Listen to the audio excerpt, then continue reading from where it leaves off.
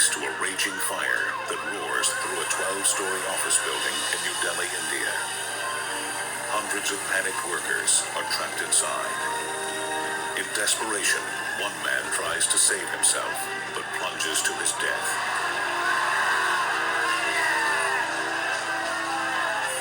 As firefighters battle the inferno, daring construction workers risk their lives on a makeshift bamboo bridge in a rescue attempt. It is a fire that never should have happened, but it could have been worse. June 29th, 1987.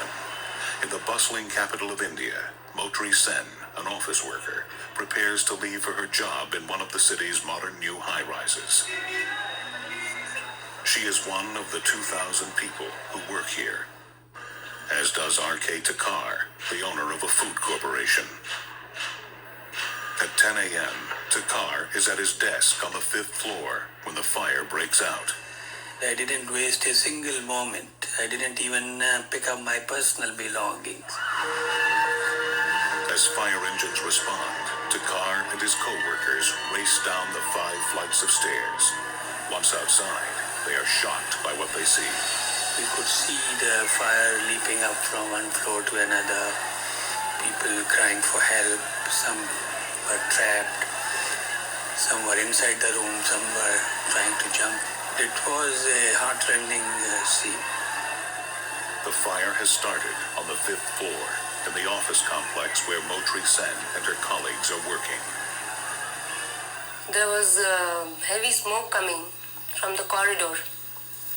So we tried to go out, but the lights went off and we could not proceed further. We had to come back. So we thought maybe somebody would come to rescue us. Toxic smoke and flames in the hallway trap Sen and her co-workers in their office. Desperate, they crawl out onto a window ledge to wait for help. But the fire is getting closer. Sen, seen here sitting on the ledge, is frantic. There was a flame coming from the next window where the computer was. So I got more scared. Firefighters try to reach them, but their ladders are too short. The flames quickly spread upward to the 6th and 7th floors. The only fire exit is blocked by office rubbish and filled with smoke. Some workers escape, but 200 others are forced up to the roof. While horrified spectators watch from below, construction workers from the neighboring building try to help. Using bamboo poles and a cement bucket from their work site, they attempt a dangerous rescue. But they lose their grip. Problems also plague the firefighters. One of their ladders jams.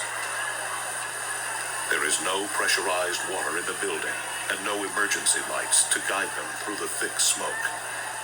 Fire Chief S.K. Derry says his men were frustrated by the conditions. So once I reached on this spot, I could assess it that it's not going to be an easy job for us to do the job. And there were only 2 staircases in this building. The staircase, which was to be known as a fire escape, was basically a dumping ground for all the broken furniture. The fire rages out of control for 3 hours. Air Force helicopters attempt to airlift people from the roof. But Chief Derry turns them back, fearing their blades will fan the flames even more. Sen, stuck on the ledge, faces a desperate choice. Should she jump or wait? Either way, she risks death. My colleagues and all, they started shouting, please don't jump, be there, we'll save you, you'll be saved, at any cost we'll save you. Finally, a fire engine arrives with a longer ladder, which reaches her window.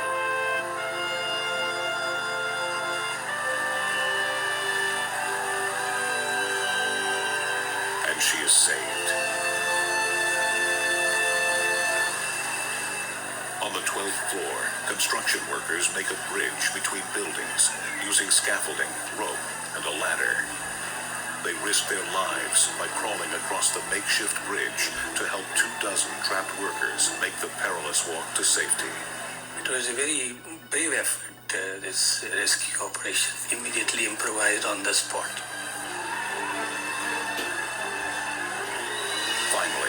7 hours after it began, the fire is declared out. Fortunately, only 3 people are dead. 56 others are hospitalized. Motri Sen knows she barely escaped death. I got a second life there. I really thank God and my colleagues and the firemen who had saved me at that crucial time. Investigators traced the fire to an overloaded electrical system on the 5th floor. Overheated cables ignited wooden doors that covered the electrical shaft. The flames shot up the electrical shaft to the upper floors. Fueled by combustible carpeting and wood ceilings, the flames spread rapidly. Ultimately, the tragedy is blamed on a disregard for fire safety. The building lacked fire extinguishers, hoses, smoke detectors, and alarms that were required by law. And the office workers themselves may not have understood the danger the fire posed. All others could have walked to safety. I'm sure some of them must have ignored the fire. They'll bring it under control. Why bother? Carry on. The fire and its images have had a lasting impression in New Delhi. The fire department has been better able to enforce its strict high-rise fire codes.